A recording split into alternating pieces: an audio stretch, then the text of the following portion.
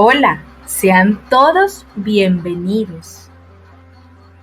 Mi nombre es Carmen Montero, soy estudiante de la Corporación Universitaria Iberoamericana.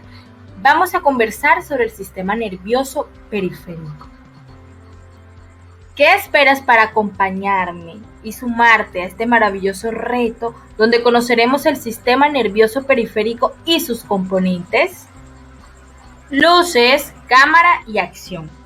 El sistema nervioso periférico está formado por nervios que conectan el encéfalo y la médula espinal con otras partes del cuerpo. Los nervios que se originan en el encéfalo se denominan nervios craneales y los que se originan en la médula espinal, nervios raquídeos o espinales. Nuestros ganglios son pequeños cúmulos de tejido nervioso situados en el sistema nervioso periférico, los cuales contienen cuerpos neuronales y están asociados a nervios craneales o, en su defecto, espinales.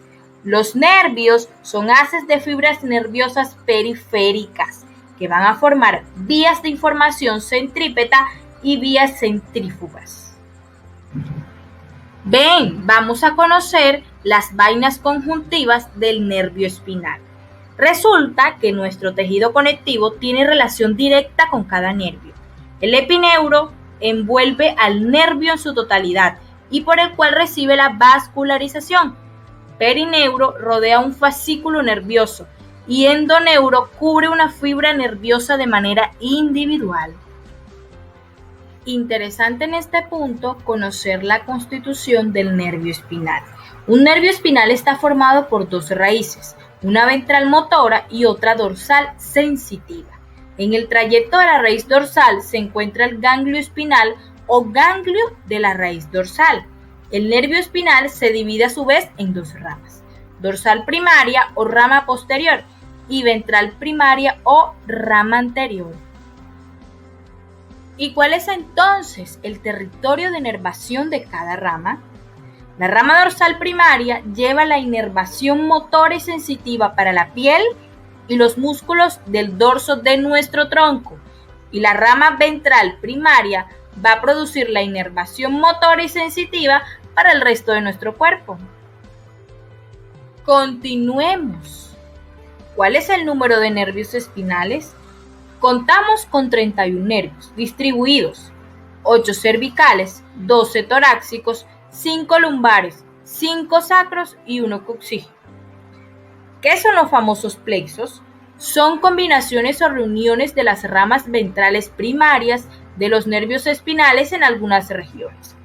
¿Cuántos plexos existen? 4. Comencemos por el plexo cervical, encargado de inervar los músculos del cuello y a través del nervio frénico al diafragma.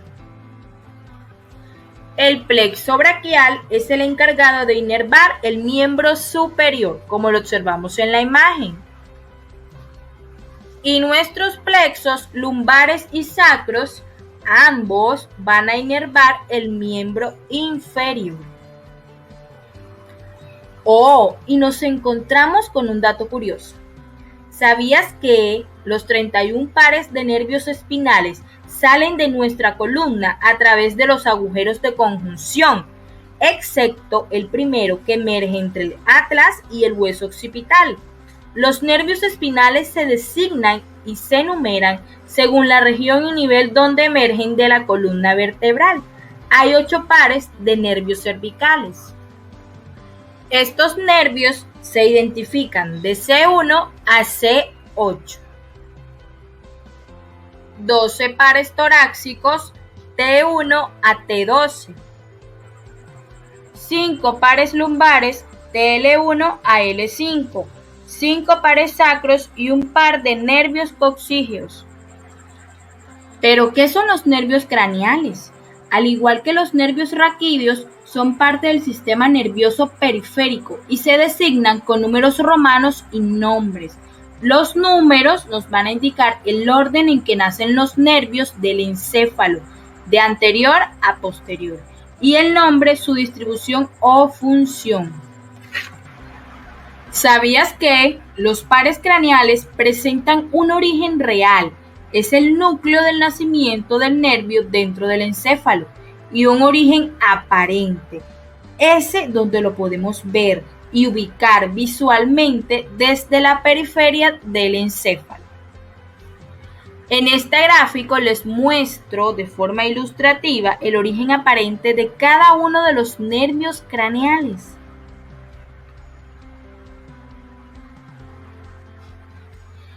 Vamos, ¿y qué esperas para conocerlos? En primer lugar, tenemos al nervio olfatorio o primer par craneal. Se origina en la mucosa olfatoria, cruza los agujeros de la lámina cribosa y termina en el bulbo olfatorio. Es un nervio puramente sensorial y su función, por supuesto, va a ser la olfacción. Nervio óptico o segundo par craneal. Se origina en las fibras que provienen de la retina, cruza el agujero óptico de la órbita y termina en el quiasma óptico. Es un nervio sensorial y su función es la visión.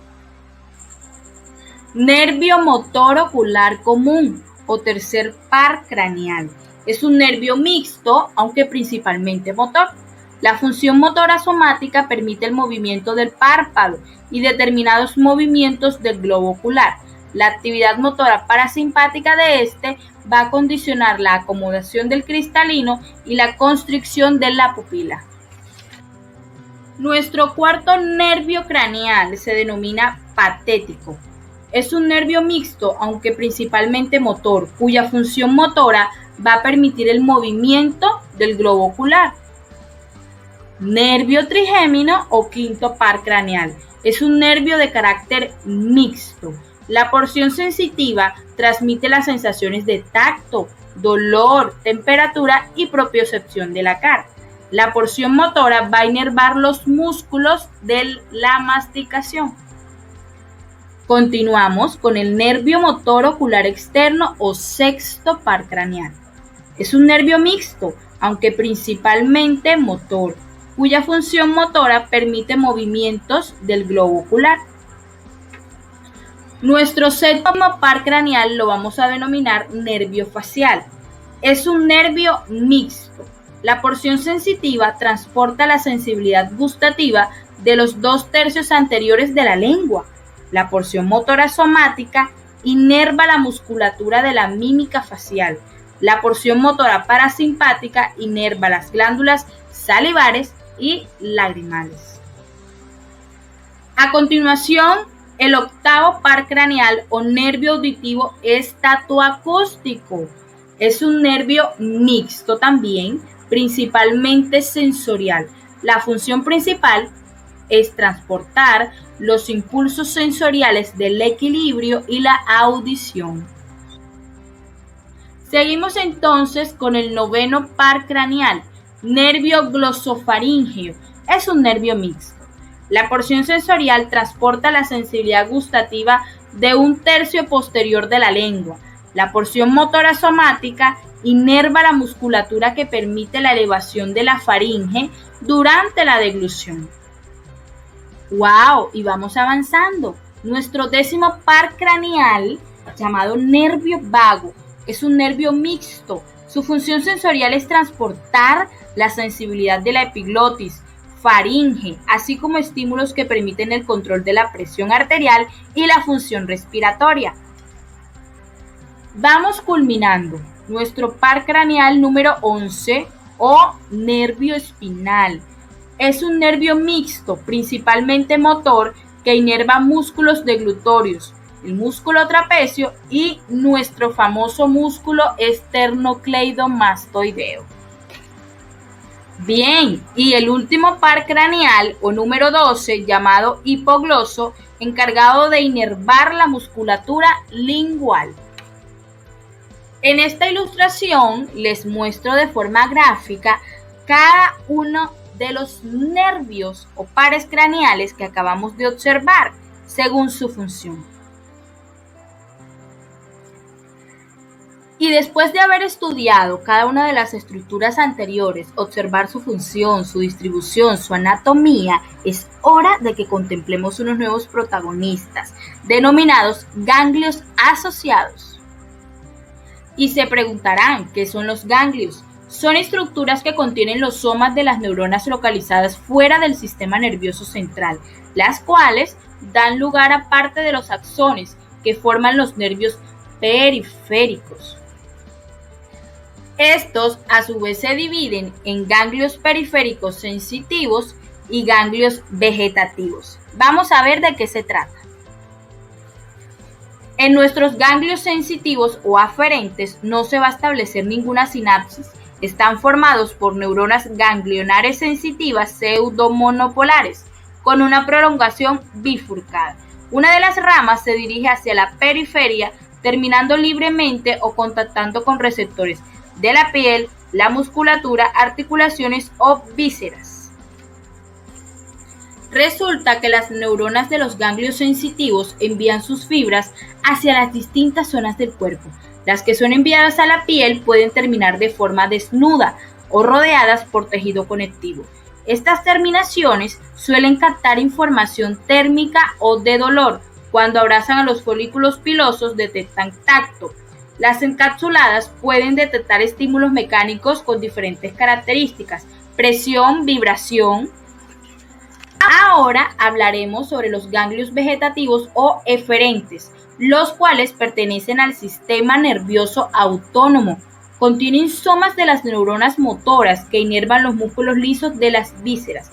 Son estaciones sinápticas, puesto que estas neuronas motoras están inervadas por neuronas localizadas en la médula espinal, preganglionares.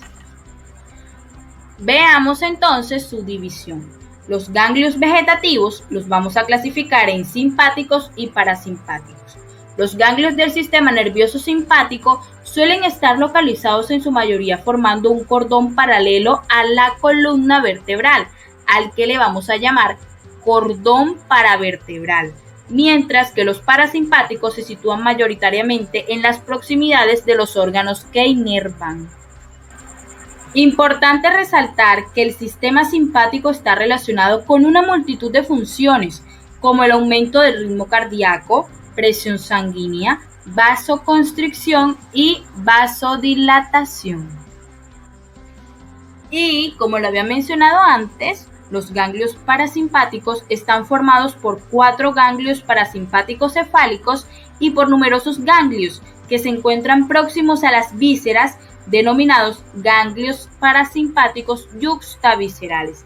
Las células ganglionares intramulares no forman un único ganglio, sino un plexo.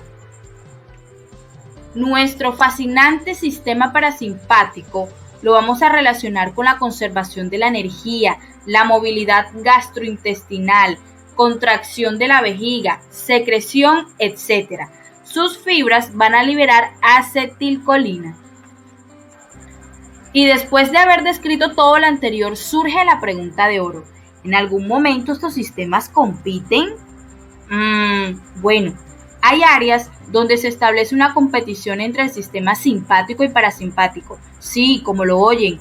Por ejemplo, en el balance del ritmo cardíaco, en la dilatación o contracción de la pupila. En otras ocasiones hay sinergia. Por ejemplo, el parasimpático es necesario para la erección del pene y el simpático para la eyaculación.